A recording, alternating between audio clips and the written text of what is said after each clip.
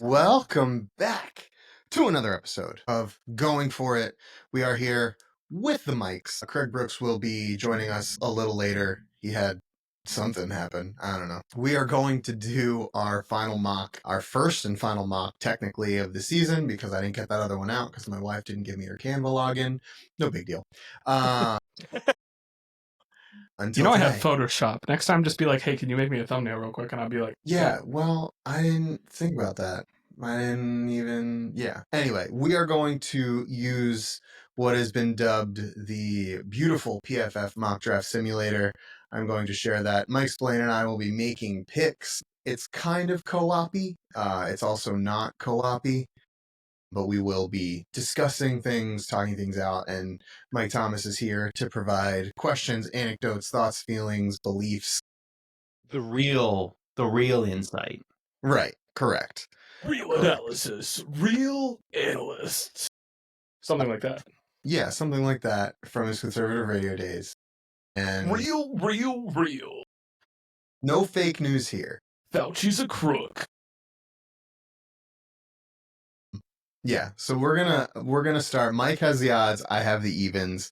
We are going to do no tradesies, but we will discuss trade possibilities, things throughout the draft and what it may cost, what we were going to do, but it feels only fair to give every team a first round pick. Mike, you look like you want to say something and you froze and now I don't even know if you're here anymore. It's a great freeze though. It's a solid freeze frame. It's a good freeze frame. I'm pretty sure his computer died, his internet went out, something bad happened. And it's very unfortunate because he has the first pick. Thankfully, I think we all know who's going first overall. Yeah, even I know who's going first in this draft. And you just found out yesterday that, oh, there he is. Yeah, that you're doing sorry. this podcast. You're good, man. You're good. My internet just apparently died and disconnected and reconnected. So today might be a fun day. We'll find out. I will say, just because while you were in the middle of your spiel, I was going to interrupt and say that we've been texting all day about different trades that we wanted to make during this. Yeah. And that's how we decided, let's just do no trades because we might have started to go too crazy. So if you already said that, my bad for talking it double, but yeah. No, you're good. So yeah, Mike is going to pick first. He's got the odd numbers. I have the even numbers.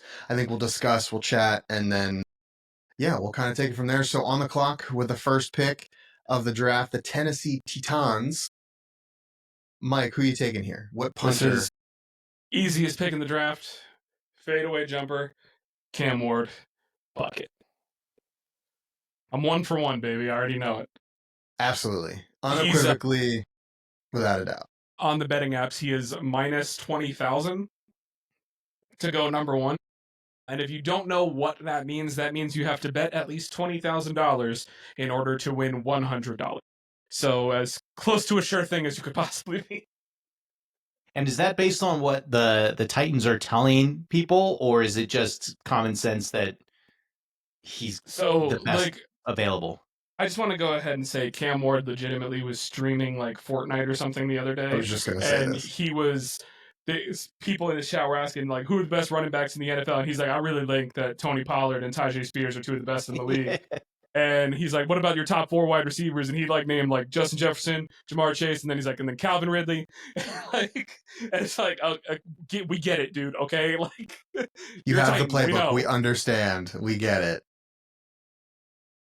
Yeah, I loved Ward as a prospect. If the Giants don't win that game against Indianapolis, where they just decided they weren't going to tackle anyone, they would be in the position to make this pick. And even though they're picking third, and I will be very excited for the pick that Mike Spillane will make for them, I love the player, and I think he's probably the best player in this draft. I would have gone Cam Ward still first overall because quarterbacks, you have to pay a premium. I think Ward comes in initially for them, and I think he's going to put up solid numbers. I don't think it's going to be spectacular. I don't know if he'll ever be like a top 5 QB in the league, but he definitely has the traits that you want to bet on. He's got the arm strength, he's got the patience, he's got the ability to read the offense. He's a offensive playbook nut. Dude's been in 4 different systems in the last 4 years, and like Miami will not look how it looked this year next year with Carson back. I promise you. So yeah, I love this pick for the Titans. I hate this pick for Cam Ward because I don't think the Titans are a necessarily good franchise, but I think this pick is a solid one. Anything to add, anyone? No? Yeah? No? No, it's just slam dunk. Sweet. Another very easy pick, in my opinion. We did just talk about Jacksonville possibly wanting to trade up into the spot for Travis Hunter, but in my mind, I don't see how Cleveland can have the season they just had, be selling Myles Garrett on plans and things that they want to do and this and that, and trade down and miss one of what I'll say is 3 blue chip prospects in this entire draft class. Second pick overall, Travis Hunter from Colorado. I think they'll mostly use him as wide receiver 1. I think he'll have some corner sub packages to start, but yeah, he's awesome. He won a Heisman. Like, that's all you really need to know. Now, he won a Heisman as not a quarterback. Also important to say that.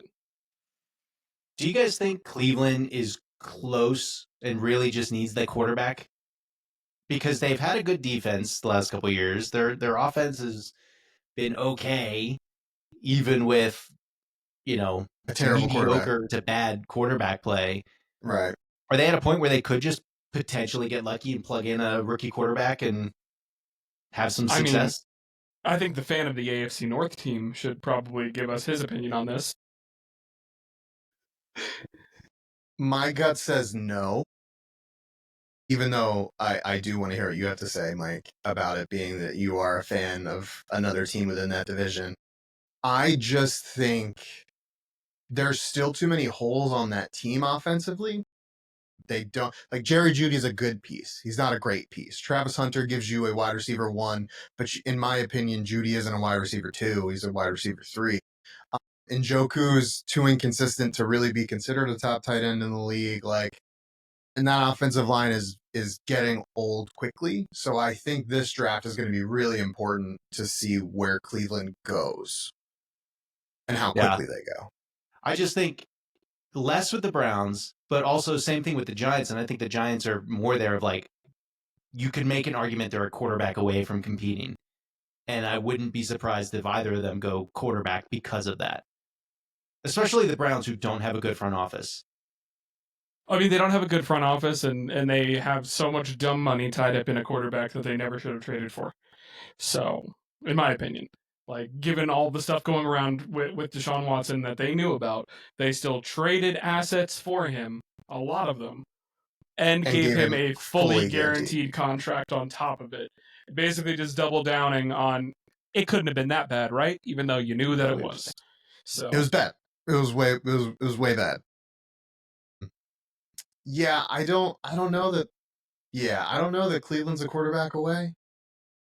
I think they're much closer in that division, especially because, like, the Bengals defense is tragic. The Steelers offense, not the best. Especially depending on, like, is Mason Rudolph your starting quarterback? That's not great.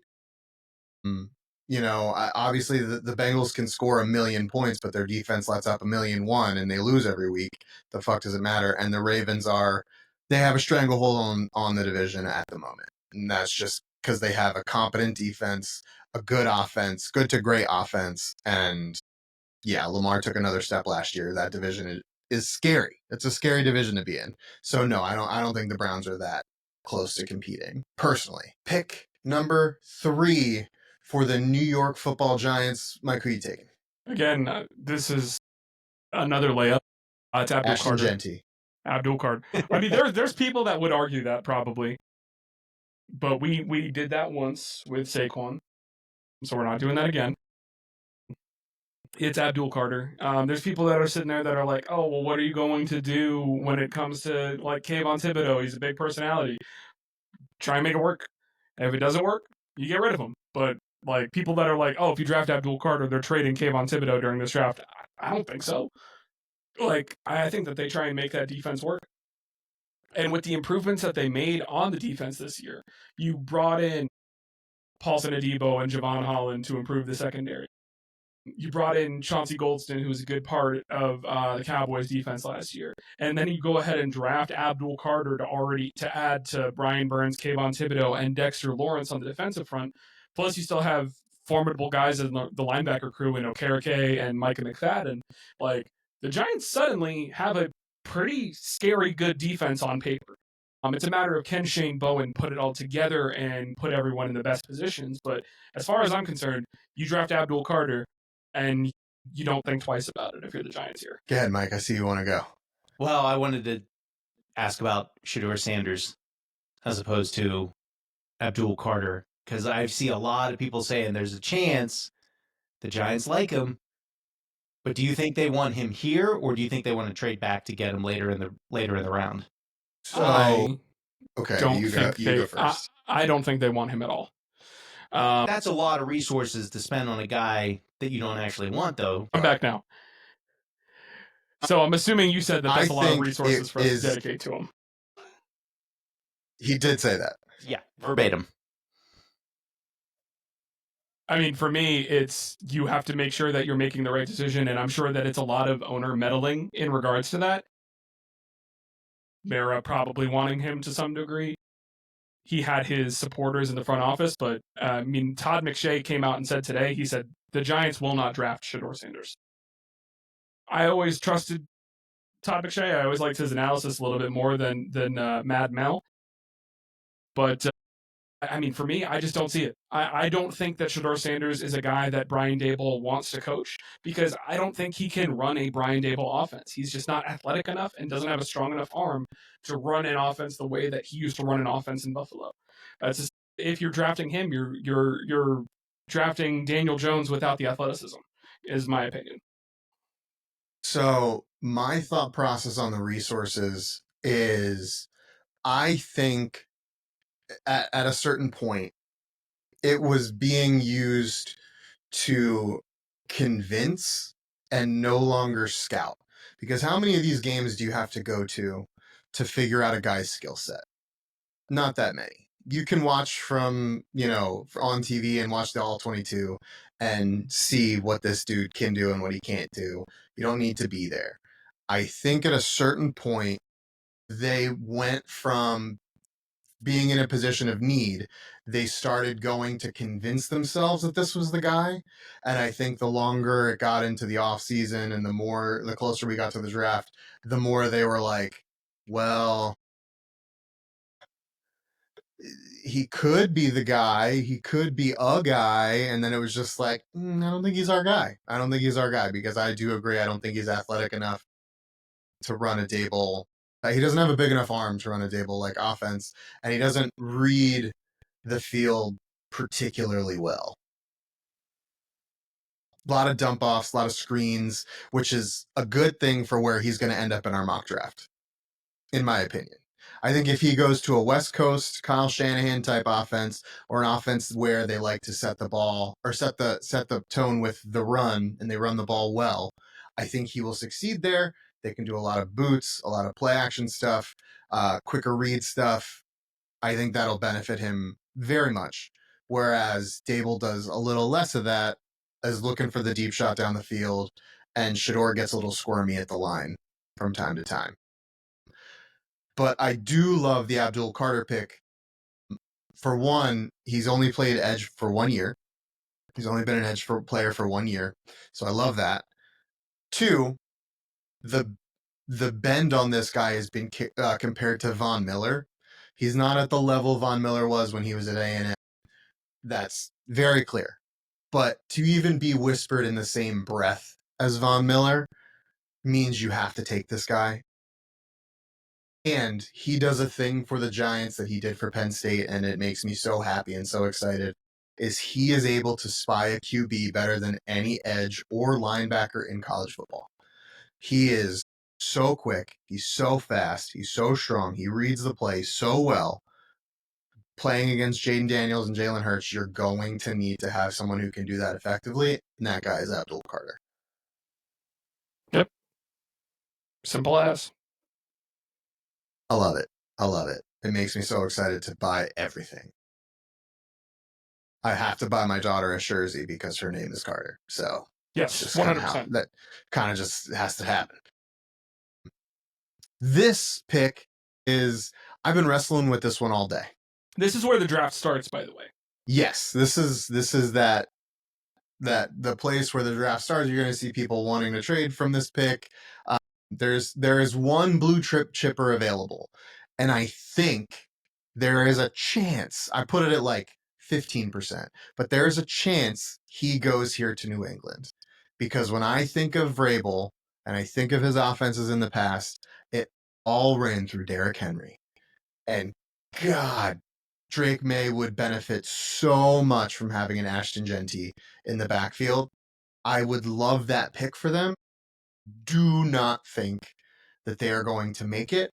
There is a little bit of smoke, but I think it's going to end up being Will Campbell, offensive tackle for now, from LSU. I think he's going to go here, and I think eventually he will kick into guard. I don't know where he is, so I'm going to just search it this way.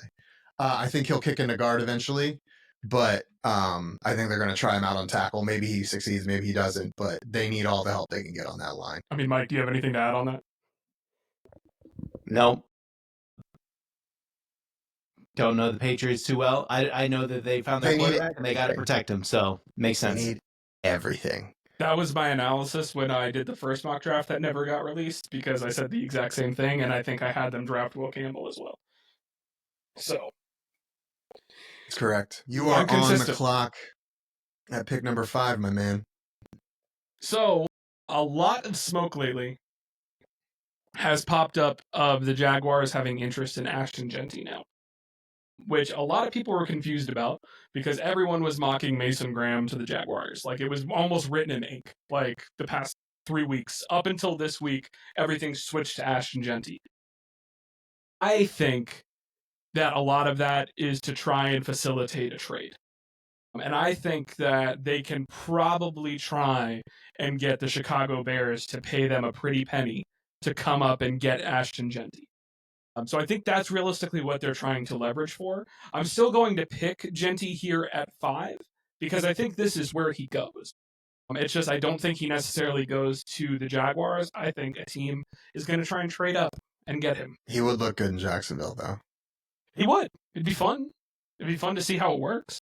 You know, especially you have Brian Thomas, who's a stud. You got, hopefully a healthy Trevor Lawrence. It could be a very fun team to watch. I think Jacksonville's target is the number 1 wide receiver on the board, Ted McMillan. I think he's going to end up going to Jacksonville as long as he's there when they pick. If they pick at 5 or they pick at 10 or they pick at 12 or whatever, I think they're going to go Ted McMillan just because Trevor Lawrence needs help. They lost Christian Kirk. They lost Evan Ingram. They lost Travis Etienne is, I think, like nowhere to be found. He's like alive and okay, and they know exactly where he is. He just doesn't exist as a running back anymore, and I don't know why. So I think they're gonna look for a weapon here. But it's been a while since they've had a good pass catcher in Jacksonville. And the thing I like about the Tet pick, what would be a Tet pick for Jacksonville, is that you have Brian Thomas Jr. as the Chris Godwin in Jacksonville's offense because Cohen came from Tampa Bay. And then you get Ted McMillan to be a Mike Evans replacement. And now you're cooking. Now you're in a good spot. So I think, and you're asking Trevor Lawrence to do what Baker Mayfield has done. And I think that Trevor Lawrence can do those things as good as Baker. I would hope he can do them better, but I don't actually know. But yeah, I love that. I think Ted McMillan is going to be a Jag, but that's just my own personal feelings. I think that would be a good correlation for them. But you, sir, took Ashton Genty. And if I am the Oakland Raiders, the Vegas Raiders, which I am right now, I'm very upset because I think they want Ashton Genty as well. Does not leave me in a good spot.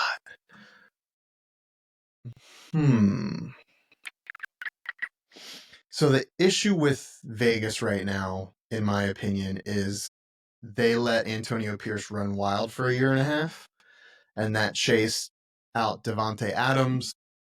They didn't lose enough games to be higher than a couple of these teams where they would have benefited from Travis Hunter or, a Genty or even a Campbell to try and reinforce that offensive line a little bit. They do need some D-line help next to Max Crosby. So I'll say with the 6th pick, the Vegas Raiders, very tempted by this man, very tempted, but they're going to take Mason Graham. Get him off the board at 6. Help Max Crosby in that defense. There is a little bit of concern with Christian Wilkins. Apparently, he has a foot injury that they're not sure how well that's healing. So I think Mason Graham eases that burden. You give Wilkins time to heal and then comes back, and that interior is all of a sudden horrifying to go against. Yeah, I think it's a good landing spot. And you also gave a big contract to Mason Crosby, so give him help. Makes sense. So, Mike, this is a very important pick. Justin Velez is very patiently nervous. I'm sure he's pacing up and down his room right now, wondering where you're going to go with pick 7 for the New York Jets. It's really going one of two ways. It's either going Armand Membu or Kelvin Banks Jr. It's one of those two. Apparently, Kelvin Banks has been rising a lot lately, but I'm still going to go ahead and take Membu here. You need offensive line help. That's an area that you've always struggled. The only thing that I feel like you're going to worry about with this one is this going to be a repeat of Mekhi Becton? I think he's much stronger and a better player than Becton was coming out, but I can see where the similarities will get made. He's my number 1 tackle in this draft. I like Membu a lot. He's young. He plays the right side, so you can keep Olu on the left side. This gives you bookend tackles. This is the next step of the process for the Jets. I think they also could go defense here. I think Aaron Glenn really wants to get his statement pass rusher into this defense. But a great pick. I'm super stoked about that if I'm a Jets fan. And the Jets are one of those teams that feel like they have holes all over the place. Considering that 2 years ago we said they had the strongest defense, one of the strongest defenses in the league, and all these amazing players on the offense, and Aaron Rodgers was going to fix everything, and now 2 years later it's like it's a desolate wasteland there. It's not great. It's not a good situation. It's very concerning. They picked up the 5th-year options for Sauce and Garrett Wilson, but you're now looking at that defense. It's a little older. It's a little less than it was. You lost DJ Reed. You lost some other pieces. Leonard Williams isn't there anymore. He was there a couple years ago. They're losing guys a little bit. They're just losing. Yeah, and they're also losing. There's a little bit to be concerned about in Jets land, but this is a good pick for the offensive line. Mm-hmm. Who's going to throw the ball? That's a whole nother. It's Fields, baby. Saga. Well, is he going to throw the ball or is he going to run the ball? He'll lob the ball. You know about that, right? Bit. Just a little. I say that as somebody that wishes he had signed with the black and gold, but it is what it is. He was not the truth. I know that much. So we haven't really gotten to talk before we get into the Carolina Panthers. Everyone's waiting on the edge of their seat for. How do you feel about letting Russell and Fields walk out of the facility this offseason? Like, they didn't keep either. It feels not great, but I also would not have given. I don't remember the specific numbers, but I don't feel like Fields was worth what Fields got Jets 20. paid him. Yeah. And Russell, I would have preferred to have kept, but I can understand. I don't think he got paid a ton. What did he get paid? 20? I don't even think he's at that. Hold on, let me find the contract. Yeah. So if it was 20 or less, I felt like the Steelers should have at least offered that, but I could totally understand if he wanted to go somewhere else. It sounded like there were some issues. 1 year, 10.5. Oh my gosh, yeah. The Steelers, I hope they at least offered or matched it. Yeah, I think chose to go somewhere else. I think he got a bunch of incentives that gets him up to like 25 or something like that. Something like that, yeah. But Yeah, it just feels like a big miss on the Steelers front because you guys kind of pinning your hopes and dreams on Aaron Rodgers, and it doesn't sound like he's close It's to a not hopes decision. and dreams, though. It's not hopes and dreams. It's another get us through this season. Yeah, but if you don't have Rodgers, you're gonna run Mason Rudolph out there. I'm legit fine with running. I'm legit fine with running Mason Rudolph, whatever rookie we get in this draft, and whoever they currently have as the other quarterback on the list, or just dumping that guy and getting literally any other free agent that's on there. I would almost prefer that than having Aaron Rodgers come to the team. But I also Yeah, I get understand that. that I get Aaron that. Rodgers, if everything goes right, does give you the best chance to win games.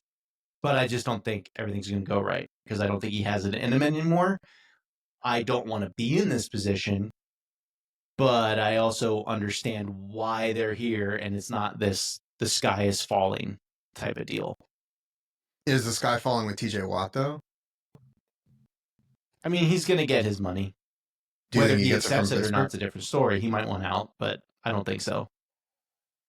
Interesting. Interesting. We'll talk more about the Steelers here in a couple picks. On the clock, the Carolina Panthers, and I think this is a more of what would we do instead of what would they do. Mock, just for everyone's information and know-how.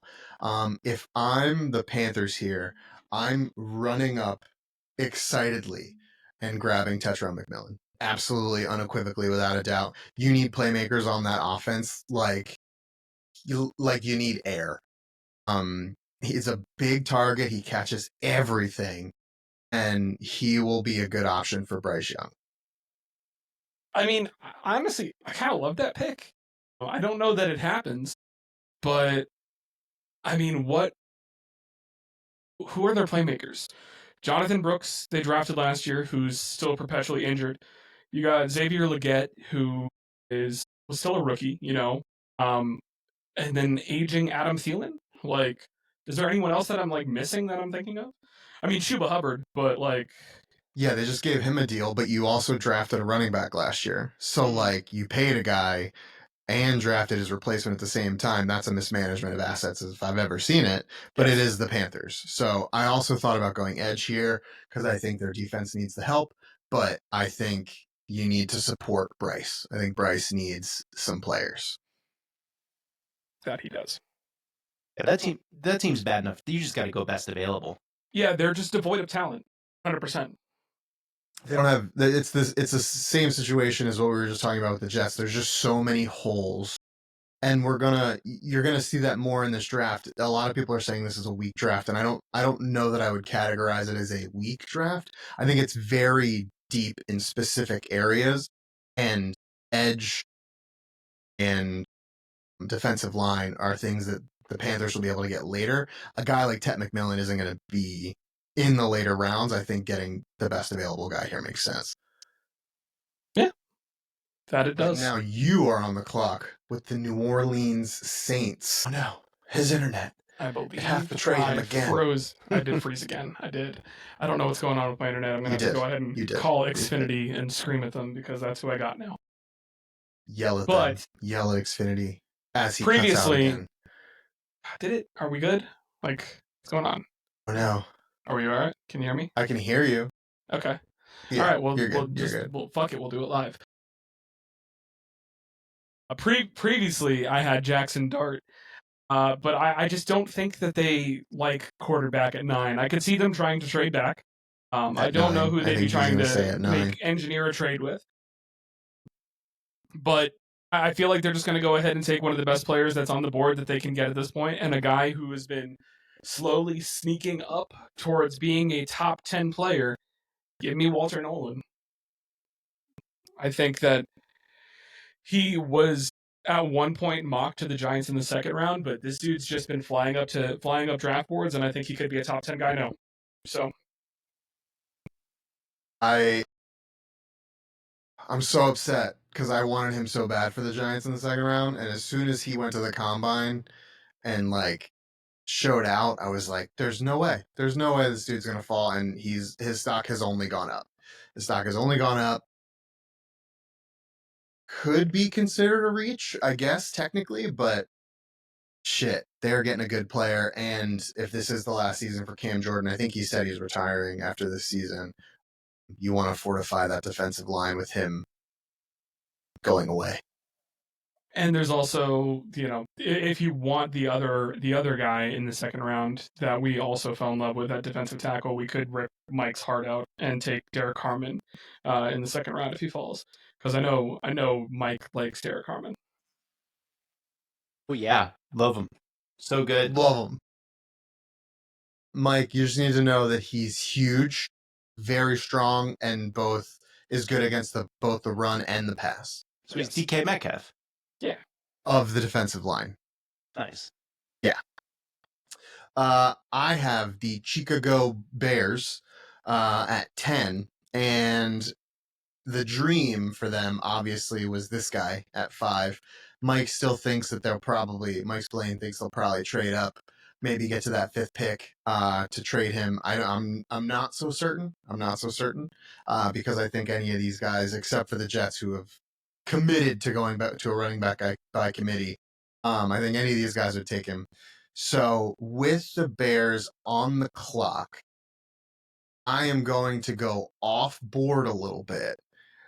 And I'm still going to go running back, but I'm going to take Omari and Hampton. And I'm going to have 2 running backs go in the top 10, which I can't even tell you the last time that happened. But I think it fills a need. You still get a solid, if not better than solid, above average running back there. And dude can do it all. That is interesting. I did not see that coming. I thought about this one a lot today. I can see that. Yeah. I'm honestly, I'm kind of surprised. That kind of throws me off. I wasn't expecting you to go run 2 running backs in the top 10. You're verklempt. I know. Yeah. I mean, Hampton's a good player. I don't think he's worthy of a top 10 pick. He's not. But it's Chicago. Go get your guy, I guess, or whatever. He can do everything. He can do everything Genty does. He's just not as good as Genty. He's got all of the Genty traits, just not the gentiness. Well, with that, you are on the clock, sir, with the San Francisco 49ers, who also just holes everywhere. Yeah. Everywhere. Yeah. I think I'm just going to go... I feel like they're more likely to go defense, but I'm going to take Kelvin Banks, tackle out of Texas. That offensive line's looking rough. So I'm going to go ahead and fill the need for them there. But I will say, though, I think it's more likely that they look at a defensive player out loud. Yeah, I could see Kenneth Grant going there. I could see there's a couple guys. Jalen Walker possibly, depending on the health of Jahad Campbell. I could see him going there and be someone that they're interested in. It's all going to just depend on what Saleh wants to do now that he's back. But interesting. Very interesting. Moving on to yours, mine, and our favorite team to hate, the Dallas Cowboys. Punter. And in the first round, pick number 12, they're going to take the kicker out of... out of South Waco Preparatory School. He's in prison? It's fine. Put it in anyway. We don't care. I would say Dallas is probably, I think I read some reports today, they're also targeting Tetron McMillan. They would like to get that big-bodied outside receiver to go opposite CD, keep CD in the slot, so on and so forth. I am going to go after a big-bodied receiver here, a guy that plays on the outside, and we're going to keep him in his home state or his school state of Texas, Matthew Golden. Little bit of a reach, but I think they really want to add some offensive weapons. And I like Golden a lot as a receiver. I think he's probably underrated in this class. I think this is still a little high for him, but I think him staying in Texas, that always excites Cowboys fans. And we get back-to-back low hose. Yeah. And I think there's also been there's been a lot of buzz around Golden. I have one of my friends who's a big Cowboy fan, and I talked to him a little bit about it. And he's said like almost everything points to Matthew Golden actually for the Cowboys if they can't get a guy like Ted McMillan. Interesting. Well, then that was a good pick by me. I'm proud of myself. Let's take a minute here and let's do an ad read. No, I'm just kidding. Craig Brooks not here for pick number 13 of the Miami Dolphins. And Mike Thomas, we've been doing this pod now for 1 and like 2 months years, because last year was just kind of like sporadic. But when we started doing this all together, we were all so high on the Dolphins. We were all very impressed with what they had assembled, said that the window was open. Now, fast forward what has been 2 years, they just lost their starting tackle onto his blind side, which feels like a sin for the guy that can't stop banging his head into stuff. They have holes all along the offensive line. Tyreek Hill's getting the cops called on him. Jalen Ramsey's requesting a trade after they just extended him last year. Well, if you're the Dolphins here, what do you need?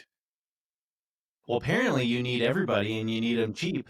I didn't realize how bad things were getting there. I saw a Pat McAfee video on YouTube that was titled like, "Can the Dolphins even field a full team next year?" And I didn't watch it, but I was like, that's hyperbole.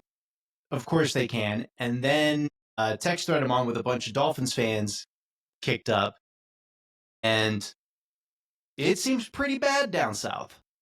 It seems real bad. And they all seemed to they wanted me to feel like that video title was less hyperbole and closer to reality than I might have given it credit for. So I don't know, can they afford to have a top 13 pick at the moment? Can they even trade down to get picks later? Because they apparently can't afford to pay the draft class as it is. So are they going to trade for future picks to get out of the first round? What's going on here? In Daniel Jeremiah's latest mock draft, he has Miami trading back with Denver. So maybe there's enough compensation there to get them something. I think it gave them like another second round pick. And like maybe an additional pick later on as well. But interesting, to say the least. So, according to Over the Cap, the Dolphins currently have about 16 mil in cap space. It's enough to sign a draft class. Yeah, just about enough to sign a draft class. The issue is that there is multiple players with big dead money and contracts. Like Jalen Phillips, a big piece for them, got hurt last year. He's in the final year of his deal. He needs to be re-signed. If they cut him, they save 13 mil, but that doesn't do you any good. Bradley Chubb, probably a little bit of a wasted trade. They cut him. That's $36 million in dead money. It's not good. It's not good. They still have Terrion Armstead listed here. He's retired, so this will probably get taken off. His cap number was only 9 mil for this year anyway. I don't know how retirement works. I think it just comes I think all of it just comes off because the player is retiring under their own volition. But it's not good. If Tua was cut, his dead cap number is $137 million. That's obscene. And because Jalen is requesting a trade right after they extended him, his dead cap hit is almost $50 million. It's $49,448,000. So they can split that over 2 years, but that already puts them over the cap. Then also, what are you going to do with Tyreek Hill? Also seems a bit upset. It's not a great situation. It's not a great situation in Miami. And there's holes everywhere. Yeah. And for that reason, I'm still expecting that Jalen Ramsey gets traded this weekend. So for that reason, go ahead and give me Jahdae Barron.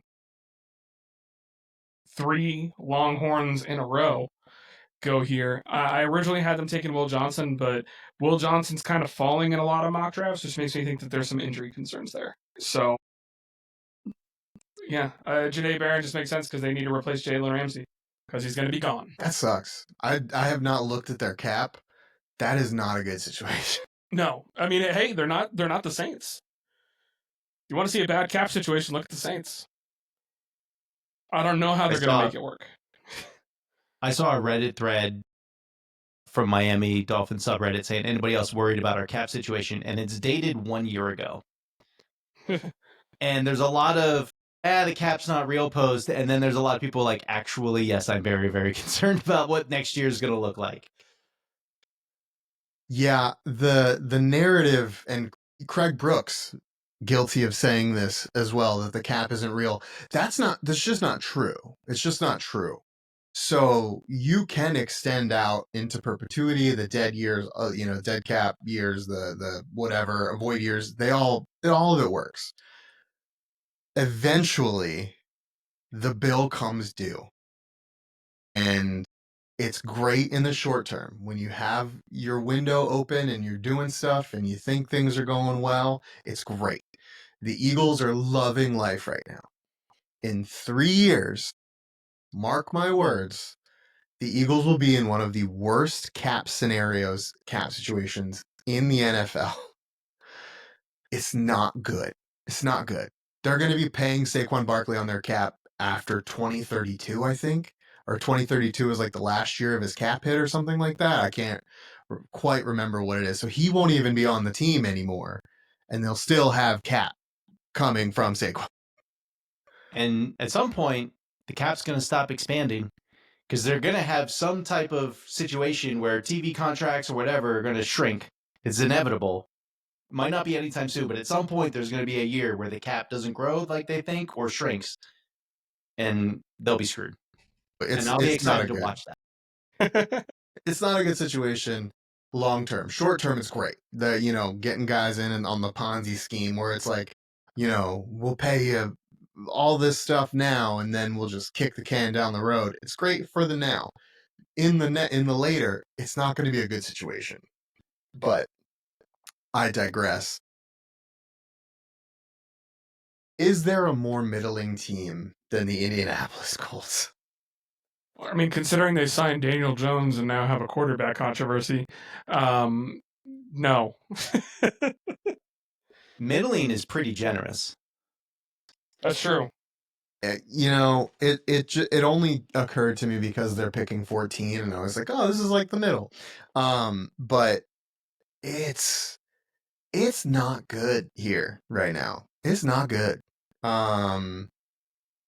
I have thought about this pick as well a couple times today, and every time I get to it, I go, I don't want to think about this because they have very specific needs, but the board, the way that it's kind of fallen, doesn't really address them in a way that I'm super pumped about. Like, ideally, I'd like to take Malachi Starks here, safety from Georgia, solid tackler, good leader, good safety.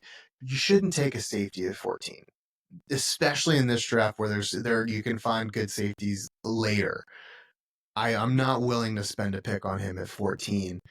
Mike Green, not really an indie guy. Tyler Warren being here, who is going to be my pick, I like, but I feel like the Colts have drafted a tight end in the last 4 years. Like every year they take a tight end, and it's like, when is this going to work? When is this going to work out for you guys? I mean, insanity is doing the same thing over and over again and expecting a different outcome. Right. So I'm going to take Tyler Warren from them here. They also have been very hot and heavy on Jahad Campbell. Apparently there's some injury concerns with him about a shoulder issue.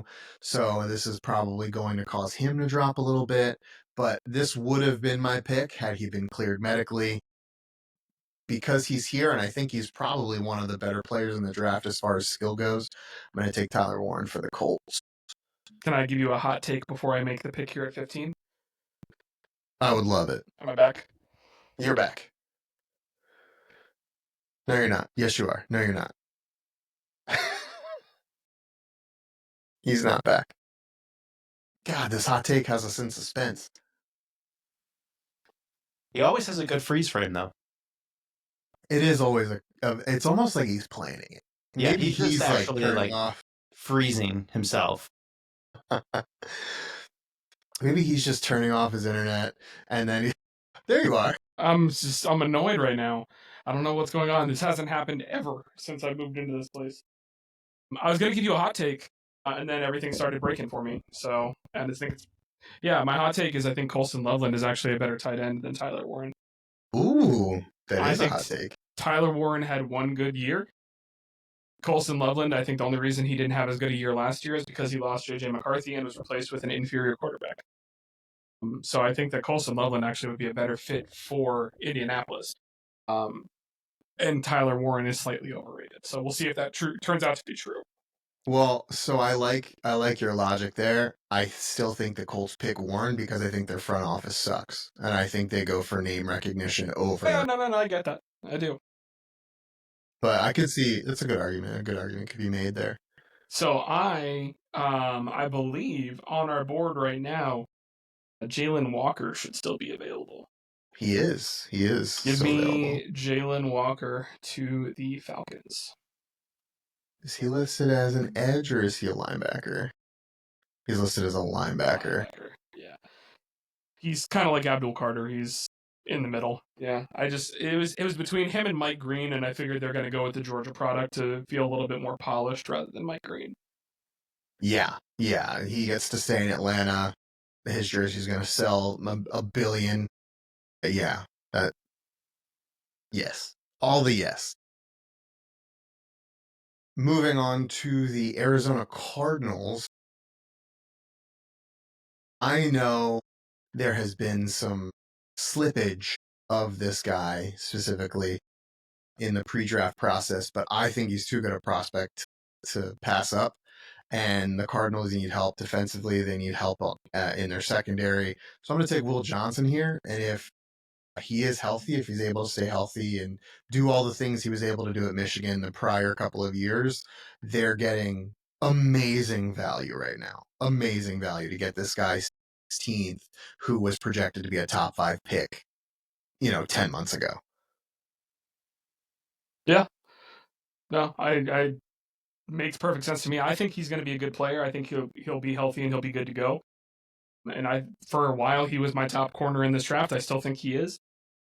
Travis Hunter is great, but I think the better cornerback, pure corner, was Will Johnson. So on the clock, the Cincinnati Bengals. I was going to say we just got halfway. We're at almost 50 minutes. I'm going to try and go a little bit quicker. The guy that I originally wanted here last time, Jihad Campbell. Give it to me. They need a leader in the defense. He can be that. Yeah, love that pick. We'll start to pick it up here. Seattle Seahawks needs not really in the greatest place here, except for this one, what we're calling Ed. I'm going to take Mike Green. He screams. If he's here, I think Seattle runs this card up to the podium and doesn't look back. Dude has the highlight of, what was that? The East-West, whatever the hell. Shrine Bowl, in yeah. Mobile. Yeah. Or no, the Senior Bowl. Senior Bowl, yeah. He was in the Senior Bowl. He had the highlight that broke the internet this year.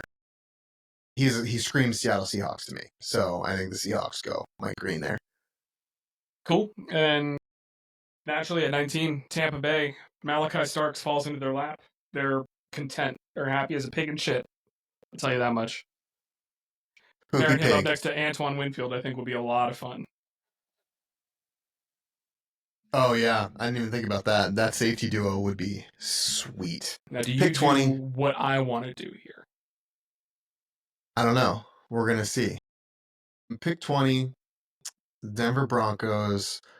I think that Sean Payton needs some weapons for Bo Nix. Don't love the wide receiver core in Denver right now. Cortland Sutton's awesome. Big fan of him.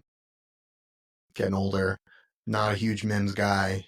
He does fine. They traded Jerry Jeudy. So you have Luther Burden, who I think I'm higher on than the NFL's higher on. I think that guy might even fall into round 2, which They're is calling kind a of lot crazy to of me. character concerns, they think. They said the same thing, though, Talent. about Malik Neighbors. Not saying he's Right. Malik, but Yeah, but still, dude can do a lot of things. Even with that being said, I'm high on Burden. I am not as high on Burden as I am Egbuka, and that's who I'm going to take here for Denver. Emeka Egbuka off the board to the Denver Broncos. Is that what you wanted me to do? no. Good. Even though they signed Evan Ingram, I really would have wanted them to take Colston Loveland there. Give them an elite tight end duo. They could get a really good running back in the second round. And I think Cortland Sutton with Marvin Mims would have been good enough. And with the way that Bo Nix throws, I think having two threatening tight ends is actually going to be stronger for him than like deep threat wide receivers. So, Well, Egbuka can play the slot too, and he's more of a gadgety kind of guy. So I like pairing him up and taking Mims as more of a screen return guy. that's fair. That's fair. So, Mike, who do we want for the Steelers? It's my pick, but I'll let you go ahead and give me your input on what you're thinking and what you want. I'll take best available player.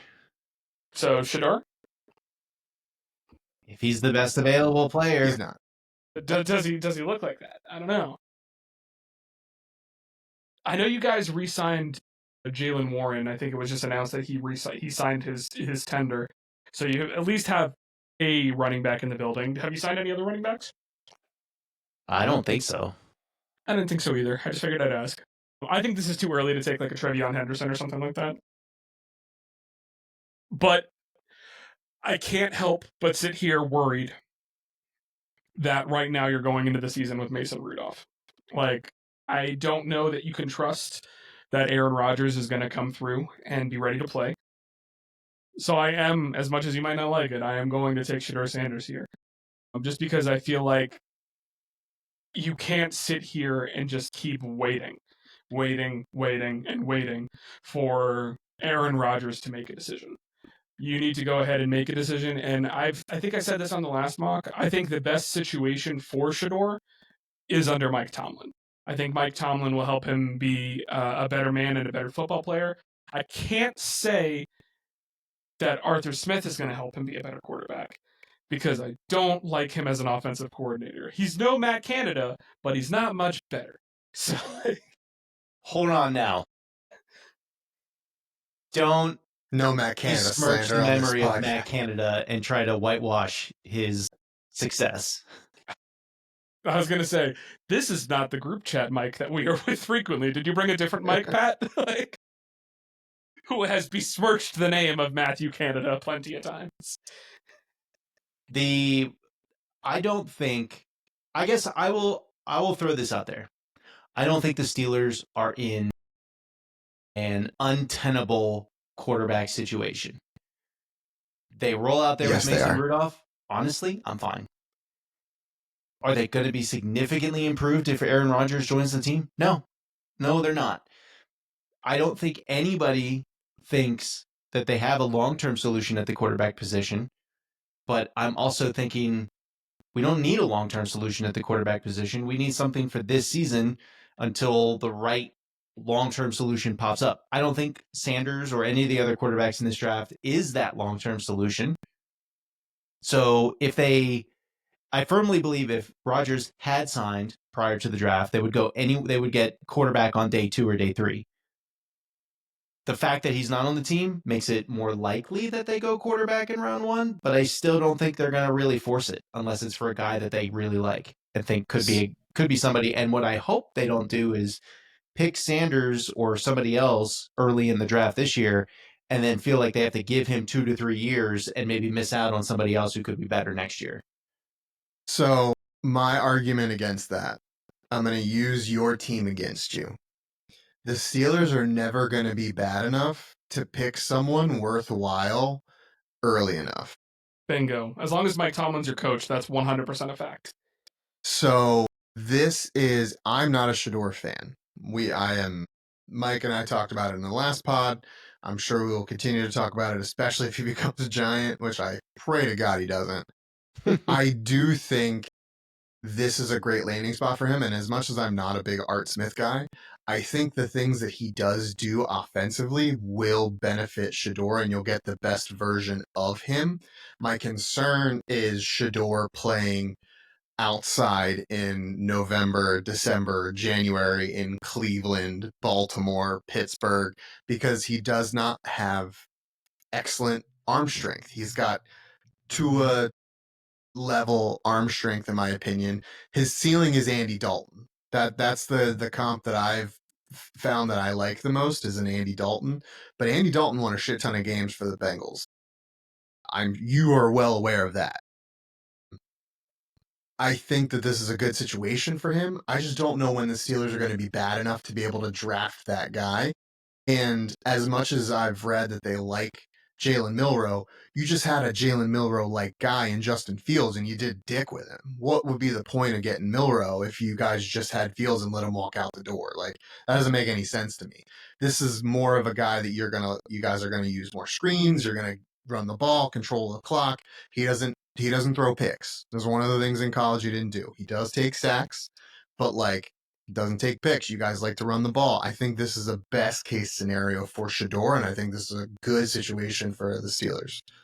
Well, if they do draft him, I will hope that everything you just said is true. I hope it for you, my friend. I hope it for you, because if he goes to the Giants, I don't know that I can get excited. I don't know that I have it in me to be excited.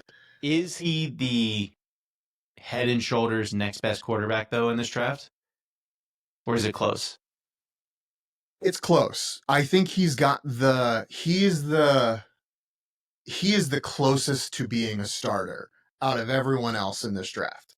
I think Jackson Dart is probably a lot of people's quarterback too, if it's not Shedeur. But Dart comes from a system that you don't take quarterbacks from and put them into play. And if Sanders is not picked 21 by the Steelers, how far does he go? Does he make it to the second round? If he's not picked 21 by the Steelers, it's because somebody traded up ahead of the Steelers to draft him. Yep. I don't believe that. The Browns will go up and get him if they get Hunter. Yeah, I think that's entirely possible. And here's my thing, and I've said this to Pat. I've said this plenty of times to friends. I think that out of the quarterbacks in this draft, I think that Shedeur Sanders has the highest floor. But I think that out of a lot of the quarterbacks, he has a lower ceiling. He is a very tidy, neat quarterback who is accurate in the short and mid range, but he's not someone who's going to take over a game and win you game in those big moments where you need that guy. I don't see that in him. Anytime he's been in those big games in college, he's lost.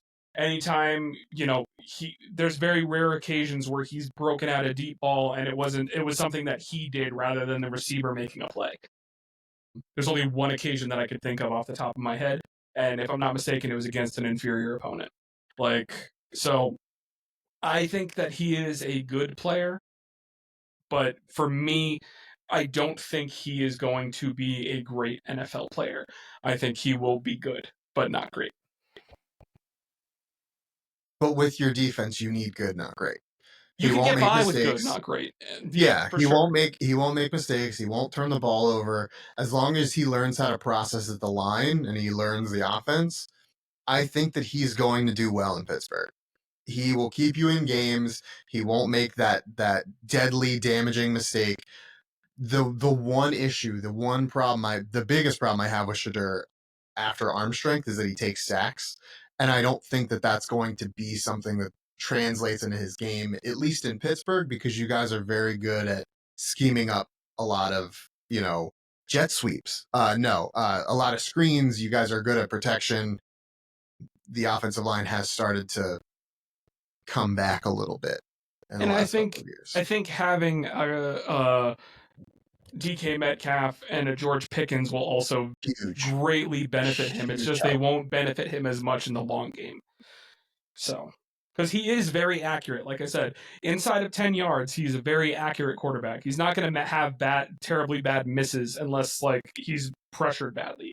But at the same time, if you look at his college tape, when he is getting pressured, he's much more likely to eat a sack than he is to try and throw the ball away into a bad situation, which is one of his pitfalls in college, but who knows? In the NFL level, it might actually not be the worst thing depending on the situation. So That's what we got. like I said, I still think Tomlin's a good fit for him. So I still think it's an unlikely scenario that Sanders goes to Pittsburgh. that's very possible. Yeah, I think he goes to Cleveland. I really do. I think he's going to go to Cleveland, especially if they take Hunter at 2. I think Cleveland's going to do everything they can to get above Pittsburgh because I think Pittsburgh likes Shedeur. And before you move on to the next pick, Pat, I want to say we mentioned the possibility of that trade up around 5. Mhm. We also talked about probably like 3 or 4 trade possibilities between 18 and 26 of people that would either be wanting to come up for Shedeur, Dart, Milrow, maybe even toss a Shuck in there if you want to. I don't know why you would, but maybe. Sorry, I'm not drafting a 26-year-old rookie who with a vast injury history. I don't know why anyone would, but apparently he's popular. But we did talk about quite a few possibilities for trade ups around here. So this could be where the quarterback first round run happens if it does. But I think betting odds right now are saying it's more likely than not that no more than 2 quarterbacks get drafted in round 1. I want to say like under 2.5 was at like a minus 330 or something like that. Oh, damn. So Vegas is not expecting a third quarterback drafted in round 1. And you just got the second one, buddy. Congratulations. All right, we'll turn and burn a little bit here. With the pick number 22, this is going to be the easiest pick of the draft for me. Colston Loveland going to the Chargers, reuniting again with Captain Dickface. I can't remember his name. Jim Harbaugh. So he goes to the coast, gives the Chargers another receiving option outside of Vlad McConkey and Quentin Johnson. So, Mike's playing on the clock. Green Bay Packers 23. I'm still just going to keep it moving quick. Give me a freak athlete. Give me James Pierce Jr. He is a freak. He is a freak. Now we're cooking. Minnesota Vikings, pick 24. Still a little early for Trey Amos. I don't love a lot of what's here. You know what? I'm going to go Derek Harmon here for the Vikings. Gives their defensive coordinator some toys to play with. I like it. It's fun. I think that makes sense. And I think also here for Houston makes sense is Josh Simmons. Easy. You need offensive line help, especially because you just got rid of Laramie Tunsil. So Yeah, not a good situation. Not a good situation is for. that what I had to take last time? I don't remember. I can look it up in a minute. No, almost. On the clock, the LA Rams. I got both LA teams. Look at me. I'm so cool. I think they would have loved one of Warren or Loveland to fall here. The odds of that happening, very low. Very, very low. They're a little bummed to see Josh Simmons go right before this. Don't love the corners we have available here. Ben Morrison, no. I'm going to say, damn, this is not a great play. I think they trade out of this pick, to be completely honest. But for this one, I'm going to go.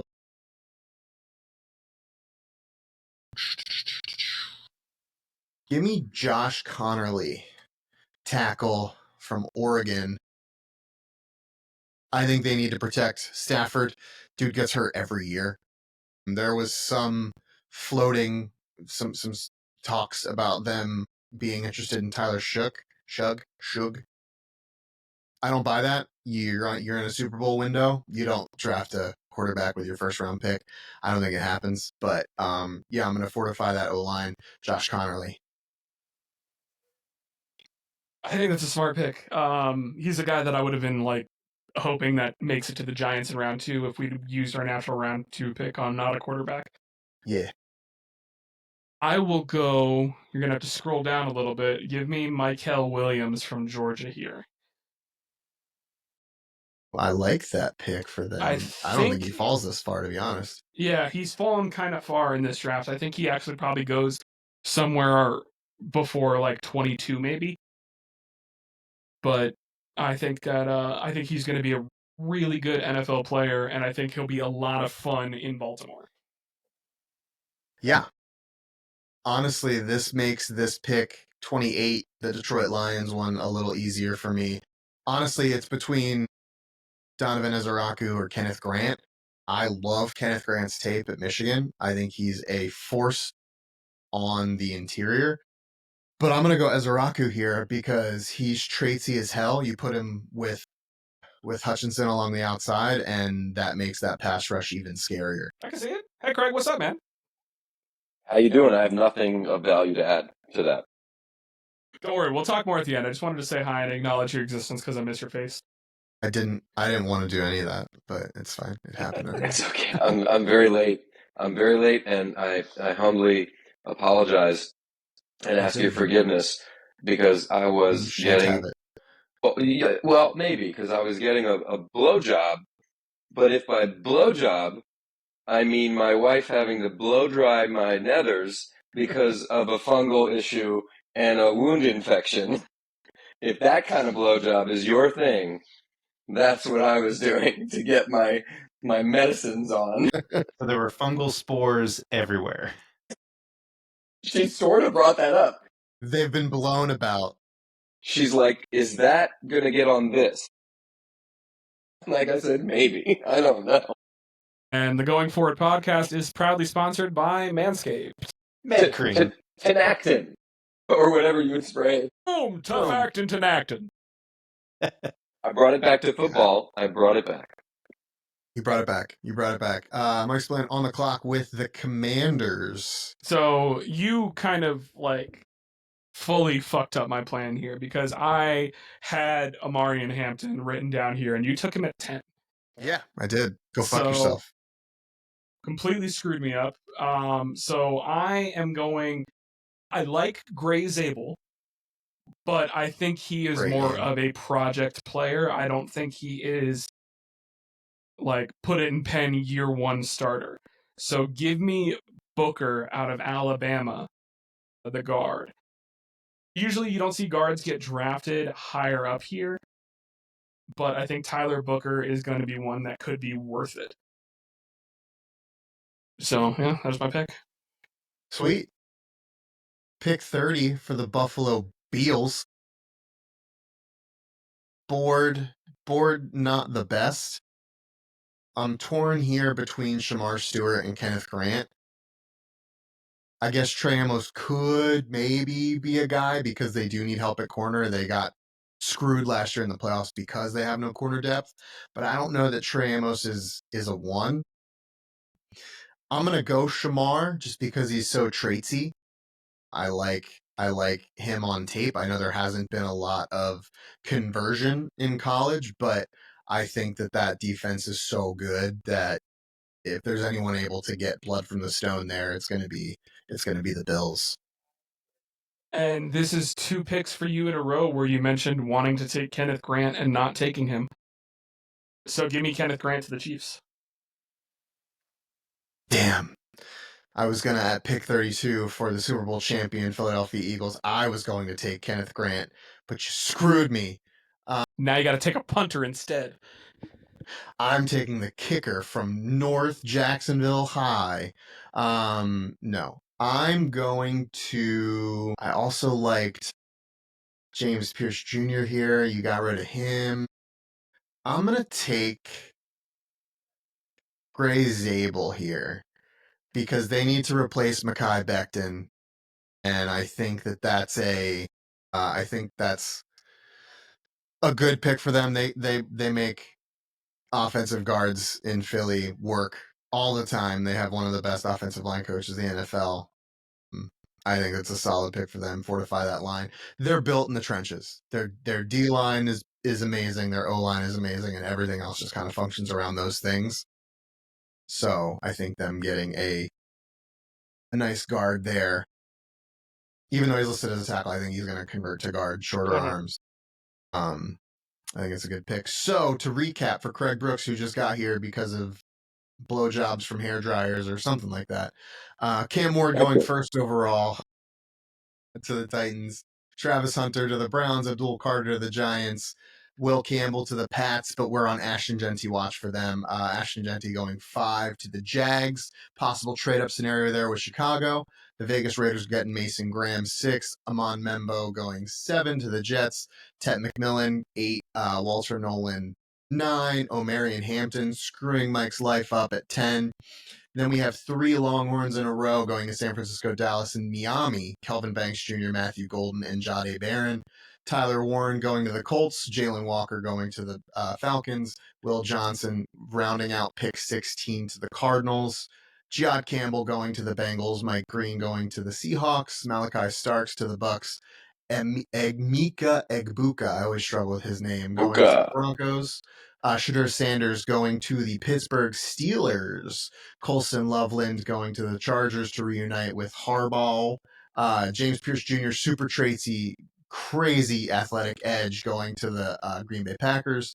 Minnesota getting Derek Harmon there. Josh Simmons fortifying the tackle position for the Houston Texans. Josh Connolly Jr. doing the same thing for the LA Rams. Michael Williams, a little low here, probably goes higher in the actual draft to the Ravens. Donovan Ezeraku going to the Lions. Tyler Booker, guard, going to the Commanders. Shamar Stewart going to the Bills. Kenneth Grant going pick 31 to the Kansas City Chiefs. And Gray Zabel rounding out our first round mock draft going to the Philadelphia Eagles. Craig Brooks, you haven't been here. Nope. You're seeing these picks for the first time just now, most of them. That's right. Questions, comments, concerns, thoughts, feelings? Yeah. I think there's a lot of similarities to what Schrager put out today. I saw it as I don't know when it came out today, but he put it out. Your first 5 is dead on, I think, with what he was saying. The questions I would have, because a lot of it makes sense. Even Shedeur, if he does fall, not falling past there, kind of makes sense. It could make. I'd love to get Mike's thoughts. He may have already put some out, so I could just listen to the episode if that was what it was. What I don't see though is this feels like it could be a draft where someone trades back into the first to grab a quarterback, like a Jackson Dart. I don't think you have him in there. So that, I wonder, did you already cover that? Yeah, so we had made mention that, because we decided to do this with no trades.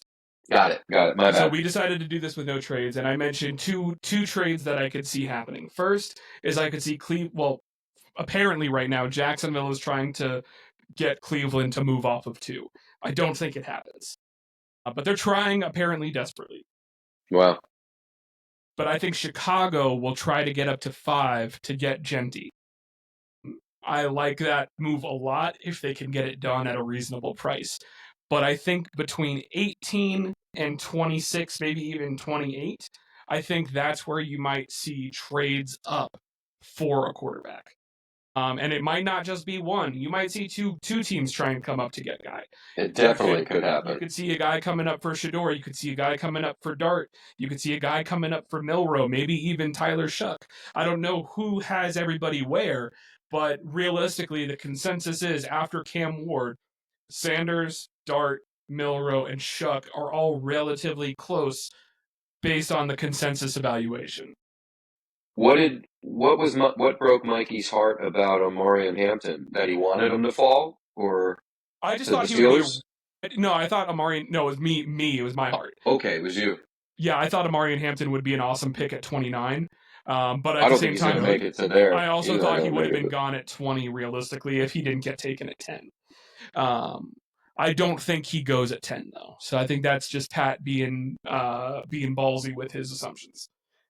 I just think Chicago likes, if they like a running back and it fits the board, they refortified the offensive line. Their D line is good. They added pieces to that. There's really nothing glaring defensively that they need to add. Why not splurge on another piece for your second-year quarterback? It makes a lot of sense. Mike, what were your feelings about Shedeur at 21? That is, Schrager has that on his mock. A couple of people are really feeling like that's coming together. Schrager's had a good track record too. I think it's the one that makes the most sense for Sanders.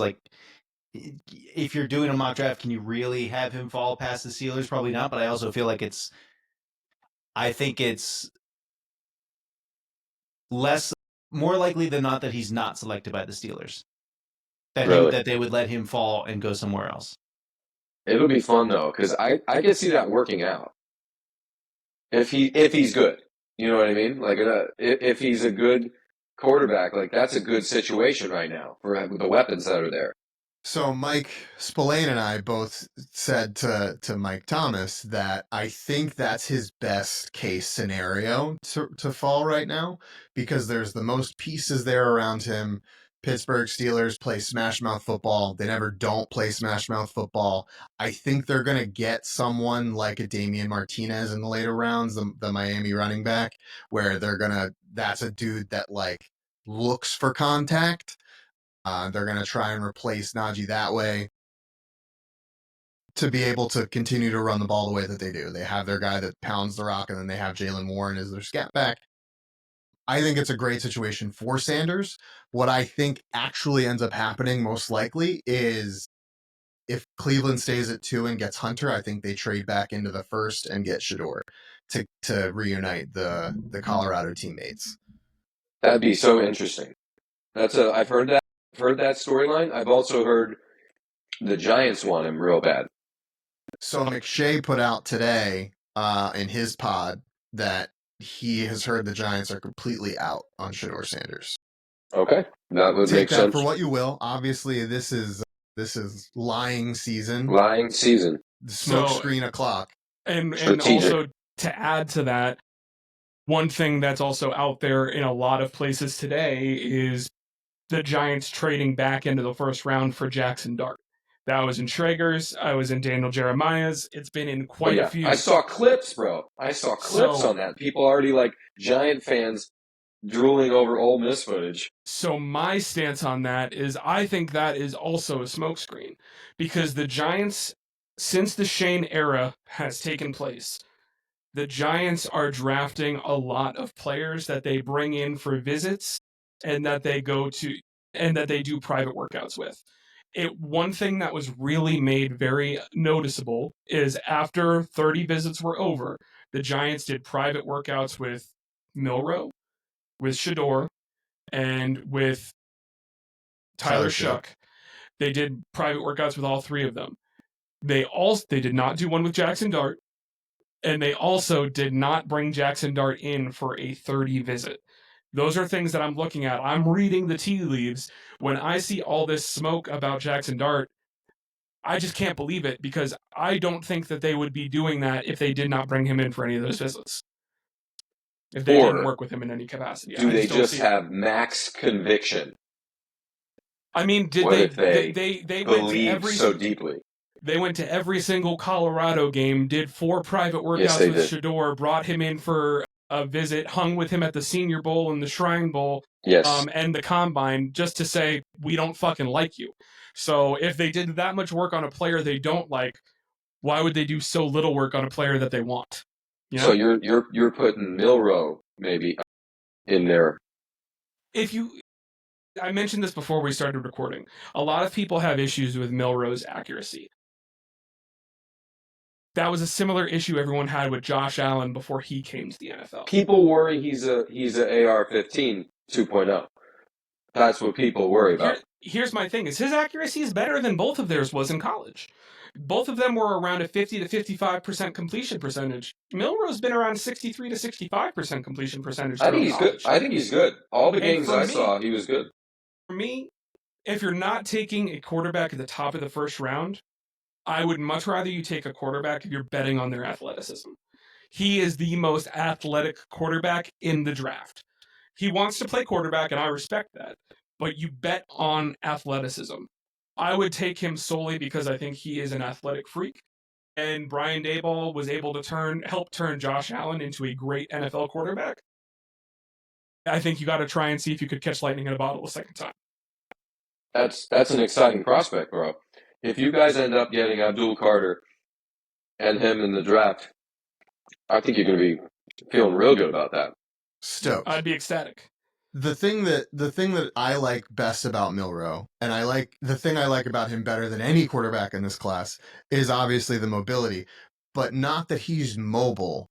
It's that he is elite at being mobile. There is not another quarterback in this class that has an elite trait. Cam Ward has mobility. He reads the line well. He makes good throws. I love Cam Ward. Has different arm slots for different kinds of throws. He can throw around defenders. He sidearms. It's very Mahomesian in that way, but he does not have an elite trait. Jalen Milroe has an elite trait. His elite trait is I'm going to there's an NFL rep that apparently went anonymous, but said that Milroe is the best running quarterback they've ever scouted. He has the power of Cam Newton, but he's faster than Lamar. I mean, dude ran a 4.4. Yeah. Oh, he's a burner. And he's like 225 pounds or something of solid muscle. Did you guys watch any of Game Day through last college season? I did not. So the way Saban, and he would be on the McAfee show too. I hope they do that again this coming season. He spoke very, very highly of Milroe, and I know obviously he coached him, but like you also got the dude's a goat of like being a coach and assessing talent. So there's some honesty in there, and he speaks very highly of what the kid was able to do. He's the one that benched him back when he was still coaching, and then brought him back. And while it didn't materialize into a Heisman and a Natty, I think, like I said, if you guys get that duo, it almost doesn't matter what the other 5 or 6 are. You win the draft. And I will also add, again, another wrinkle, who also has worked with Nick Saban in the past and has a great relationship with him. Daboll. Brian Daboll. Yeah, he was the OC, right? For 2 titles. Yep. 2 or 3, maybe. Don't quote me on that. It might be 2. I think it's 2. But a bunch of people won titles there. They did. But that's kind of my point, is I think that he will be the best option to get the most out of Brian Daboll to get the most out of him. I hope so for you guys. That's exciting. I think Jackson Dart would be a good prospect too, because he's also got a cannon of an arm and he also is very athletic. But I'd rather go ahead and take the risk on the guy that is a freak, like I said. So, and then the only way that the draft gets better for me, and this is just for me personally, is if in the 4th or 5th round we take RJ Harvey. Just go UCF. So, yeah, I don't have a lot of positivity toward this draft from the Dolphins' perspective. Just because we talked about that. Yeah, things aren't going well, so it just feels like it doesn't matter. It's going to be. I'm going to be excited for you guys. I'll be excited if Shedeur goes to the Steelers. I think that's fun. I'm just going to be a draft enthusiast this year. Fairly ho-hum. I don't think there's anything the Dolphins can do other than some massive trade that moves talent, brings cool shit to us. That would get me hyped up. It feels like a very I'm glad you guys mock a corner. We need that. We do need that. We need some people. Jade is really good. He's very versatile. I think you could put him at corner. You can put him at safety. You can kind of move him around the field and use him where you need him. So I think that's a good pick for you guys, because there's obviously some needs on both sides of the ball. We got problems. My ideal scenario for you guys is a trade back. Acquire more picks so that you can plug some more holes. How are we going to pay them? How are we going to pay them? We went over that too. We looked at the salary cap, and it's not a good situation. It's bad, I heard. It's real bad. It's real bad. We talked about it. It's fucking super upsetting. Yeah, I think so. You guys would, not the mock, I would say, but the over-under I've heard for quarterbacks in the first round is 2.5. So I think it's going to be 3 or 4 that end up going with the late trades. What did y'all cover that too? We didn't talk about that. I was just going to bring that up. Mike did bring up the line, and Mike Splain did bring up the line and say it was 2.5. I think 4 are going to go, because the Saints apparently like Dart a lot. So much so that McShay, a week and a half ago, said on his podcast that he thought Dart was in play for the Saints at 9. I don't think he goes at 9, and I think the Saints have too many holes for him to feasibly go at 9. But I think they're going to try and trade back in to get Dart. And that makes sense when you look at Kellen Moore, who's just had all this success with Hurts.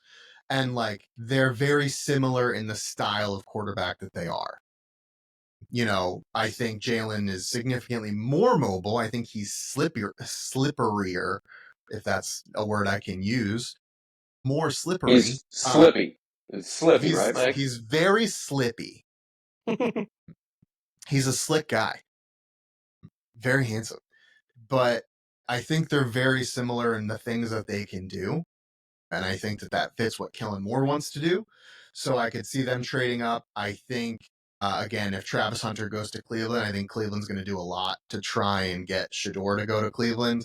I think Pittsburgh, if anything, if they don't take Shedeur, I can see them trading down and targeting maybe a Tyler Shug in the second or third round to get, or like a Kyle McCord to get a quarterback, but also they don't have a second round pick this year. So if they don't get a QB here, you know, trade down, acquire some assets, fill holes on the defensive line.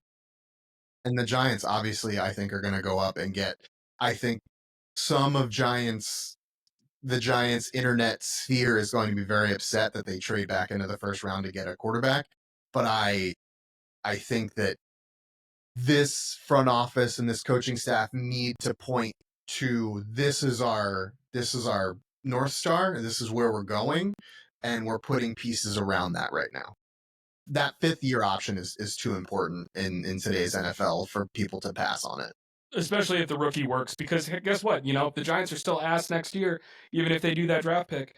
Next year's quarterback class is going to be better. So they could just go ahead and pull up Arizona Cardinals like they did with Josh Rosen and just say, screw you, and dump them and get another quarterback because they're drafting at the top of the draft with a better QB class. It's not a great situation, but realistically, if things don't work out for Shane and Dable anyways, there's going to be a new GM who's going to want to get a new coach who's going to want to get his quarterback. So, like, there's always those options. And I think you see that everywhere. I think Cleveland is in that situation. The Giants are obviously in that situation. Pittsburgh is not in that situation. There may be a changing of the guard, sort of. I know fans are upset at Mike Thomas could talk to this better than I could, but like I know some fans are upset with Mike Tomlin, but like how can you be mad when you go to the playoffs every year? I don't fully understand that. Entitlement. Yeah. I don't get it. They won too much. Kellen Moore just isn't his first year now, so I don't think he's in danger of going anywhere. But I think he would rather get a quarterback sooner than later to be able to start implementing the things he wants to do. And for what it's worth, breaking news: if you're a fan of Hard Knocks, Joe Shane's son just shared a video of Jackson Dart on his Instagram profile. Mm-hmm. So Joe Shane's son was the one that said trade up and get Jaden Daniels. This is possibly just a very elaborate smokescreen because they know everyone's judging Joe Shane for that clip heavily last year. So, again, not that he did not try last year. Not that he did not try to trade up. We all know that he tried very hard to trade up last year. But yeah, I saw that's going around. Originally, I saw it get shared by Steinberg Pat. But then I saw a bunch of other pages being like, no, this is actually a real thing that got shared on his profile. And I was like, why are we looking at a 14-year-old's Instagram? Like, this feels like a good way to get on a list. I don't sources. A good source. If that's his son, you could get some goodies. Or is he a troll? Sources and Hey, it's Eli Manning's alma mater, so I know people are excited about that, but he's also running a Lane Kiffin-style offense, and Lane Kiffin wasn't even a good coach when he was in the NFL, let alone he's not a good college coach either. Burn. So harsh burn on Lane. Shred him. Is it wrong? Yeah, where's the lie? His teams win games, they don't win titles. Well, I'd rather win titles, so... They win games in college. They didn't win games in the NFL. They did not. They did not win games in the NFL. I looked at that the other day. He was too early to the young guns ruling that happened with like McVay and LaFleur and then that whole tree. He was too early and missed. He was also tied to Jamarcus Russell, which probably not super fair. But huge anchor. Very big anchor. Yeah. To success. He's literally a very large man. He's Probably a hot take though. What if Cam Ward is a bust just like Jamarcus? I think Cam's got a better work ethic than Jamarcus. Dude's been in 4 different schools, 4 different playbooks in the last 4 years. I think, or three playbooks in the last 4 years, something like that. Kid knows how to run an offense. He's a bookworm. I think he's at minimum going to be a starter. I think he will start in the NFL for a decent amount of time. I think he'll probably get a Pro Bowl or two at worst. But the rest of this quarterback class is you're really kind of just crossing your fingers and praying. Hey, could hit a homer though. There's 2 years in a row we had C.J. Stroud and we had Jaden Daniels. There could be an unknown 9-10 win rookie this year. Keep a trend going. Honestly, if it goes this way, I think that you're looking at that being Shedeur. I don't even think that's Cam. I think that's true. Oh no, Tennessee's poopy still. I think super poopy, right? I mean, poopy. I don't plug in until Hard Knocks, so I'm still on my mental football off season. But like, I'll be watching all of the content as things get closer to the season. That would be a great storyline. Shedeur in Pittsburgh. Another bit of breaking news: George Pickens has unfollowed the Steelers on Instagram. No. The trade wins. They are a blow-in. Really? Yeah, they were saying that the Steelers aren't actively shopping him, but they're listening to offers, which makes sense. You should. But I also do not put it past Pickens to hear that and be like, unfollow. I could see him wanting out. So they may be 14. That'd be cool. Yeah, they would probably then target at least a receiver in the draft too. Man, they pretty much always grab a receiver. It feels like. Yeah, it's a good idea. You need more of them, but you got to gamble more to hit the Xavier Worthies and stuff. That would be right. You got to take some swings. You got to take some swings. I heard today a headline. I think I read this one. I don't think it was on a podcast. Like Patty's bragging a little bit about his passing offense in a good way. He's like, I'm excited because we didn't have Hollywood for most of the season. We didn't have Rashee Rice. Now I'm going to have Rashee, Worthy, and Hollywood full strength. And I'm like, that does sound pretty appealing. That's going to be, if they can stay healthy, we could, and draft linemen, protect him. Yeah, that's the other thing is like his greatest show on turf. Horrible. Well, they're gonna make some investments there. It doesn't mean they're gonna work, but they're definitely gonna put some new dudes in those slots. And if they're good, it could be super. I mean, they fucking went to the Super Bowl again, so they're still relevant as hell. They led the league in wins, at least, not necessarily in some more important things, but this is a rough tackle class, though, and that's what concerns me is that their tackle play wasn't the best last year, and this isn't a good tackle class. So that's a little concerning. I think they'll be able to get some guards late that'll be able to plug and play and whatnot, but they're gonna spend how much money to keep. God, Mike, I can't remember his name. The guard that was supposed to hit free agency this year. Trey. I don't remember. Yeah, they're one of their guards. He's a young dude. They drafted in like the 3rd or 4th round, and he was going to be the number 1 paid guard in the NFL, and they franchised him. They're going to pay him. But so how many interior linemen do you really need? Because you also have Creed Humphrey. You also have this draft doesn't really suit what they're going to need, and they didn't go out and really sign a big tackle. So I don't know. It'll be interesting to see. And I could be wrong. Maybe some dude shows up and he blows people away at left tackle, but that doesn't happen. That's really not something that happens all that often. Well, then maybe they'll draft a few of them, draft a pair of them or something, and get the best out of it. But who knows? Well, with all of that, our little draft analysis recap there at the end, we will depart. Guys, let us know. We did have one of our fans comment on a TikTok I posted today, and he said, Steelers taking Derek Harmon, and unfortunately, my man, it did not work that way. I would love that pick for the Steelers. but not did not shake out that way. I do like this pick, I think, more than that, in being that Mason Rudolph is not a good quarterback, and he showed that in spades last year in Tennessee. What are you saying? He could not beat out Will Levis for snaps. This is not a good situation. Tennessee's dysfunctional. Sure, yes. It's their fault that he's bad at quarterback. He's fantastic from Thanksgiving through December. You are going for 5 weeks. But you're going to get 4 wins out of that. Mm-hmm. You're going to win 4. You're going to win 4 or 5 of those, get 9 wins on the season, and have an upset fan base as usual. The fan base was always upset. Yeah, it's because you got, like you said, mass entitlement. Massachusetts and New England fans are like that too. You guys have won a bunch of fucking titles. Recently, some old ones too. Like, just be chill, man. There's teams that don't like have all that. You know what I'm saying?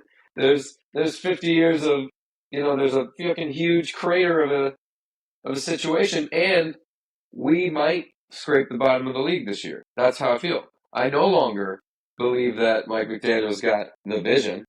I think he had a couple good moments, and now I'd like someone else to fix this. Wow. Okay. That's a turn. Oh, yeah. Because he's had enough swings with what was a very talented, and I get it. But what do you call it? Injuries occasionally, derailed and this and that. But it's not working. I don't think this core, right, of the most important positions are going to win a title. I think that's probably already written in the stars. My one concern with all of that is McDaniel has an offense that suits Tua. There's not another offensive coordinator in the league that I think could tailor an offense better towards what Tua is able to do. Yeah, because the dude does not have a big arm. He doesn't have a big arm. No, he doesn't. It's very noodly, and now he's not even in shape Tua. He's fat Tua, and it's a bad. But that's off season. How dare you? How fucking dare you? That is a man enjoying his off time. If he looks like that, week 1, we can say that. When he looks like that, he could totally be mentally checked out. I could buy that. I could totally be okay. He's making, I think, 55 somehow by the magics of the NFL economy, and he shouldn't play anymore. We all know that. We saw what we saw and all that. Broken. Yeah, but he's just rolling in it, just real rich, and not gonna be a championship. So I just like to move as quickly to the next situation, right? Even though that means there's got to be a rebuild. Let's get that fucking started, because I've got a bet with a friend, Steelers or Dolphins, who will win a title sooner. And I had been going up for a while, and now I've literally dropped to the bottom. I am way behind now. The Steelers are much closer. How just bad the Dolphin situation just looks. Yes, from the outside. It's not. I think they could have a really bad year. I'd like it to be good, but we could be looking at we have a top 5 pick for sure next year, which I'm not that bummed about. Or I'll say this: isn't Arch coming out? So no, if we get, he's going to do it. I think he's going to go back for one more year. A lot of people are saying, unless he likes the situation at number 1, then he'll think about coming out. But a lot of people are saying 27 is when he comes out. He would love Miami. No state income tax. He doesn't give a shit about that. You don't know. Some rich people are incredibly frugal. I just want to say. That is a thing. I just don't think he's interested in being attacked professionally for 7 months out of the year. It's really not great. It's not a good situation. I think I didn't say this to you guys because I've only been here a brief time, so it must have been I said to David, but I feel like this season I will remain a Dolphins fan. I got a flag out front. My wife bought me. I'm in. I'll wear the shirts. It's to a time right now. I'll still support them, but I'm really going to be Is that what to a time means? Right. It clearly does with what he looks like, and I think I'm just going to be a fan of the NFL this year. I'm going to really like good players. I'm going to want go Dolphins, but this is not going to be the year where I'm going to be dedicated to whole games, I think, of Dolphin, which I've done. The first Tyreek year, that was the time. That felt right. I don't know how you other fans do full games when they're terrible, when there's like NFL Red Zone that's so much better. You just turn it off sometimes. It just hurts too much. Yeah, Red Zone. Red Zone's there for you, baby. Red Zone feels right. Red Zone, man, it just makes me feel so good because I'm only seeing good stuff. And when I watch the Dolphin games, the last 1.5 seasons, there's so little good stuff. It's not a lot of good stuff. A lot of bad stuff. And with that happy note, we will leave you guys to our mock draft. Let us know what we did right. Let us know what you liked. Let us know what you hated. I'm going to be doing a live reaction to draft picks on our TikTok tomorrow during the first round. Hopefully, I will be able to get to the gym early so that I can watch the draft and it won't be until 1 o'clock in the morning or whatever the fuck.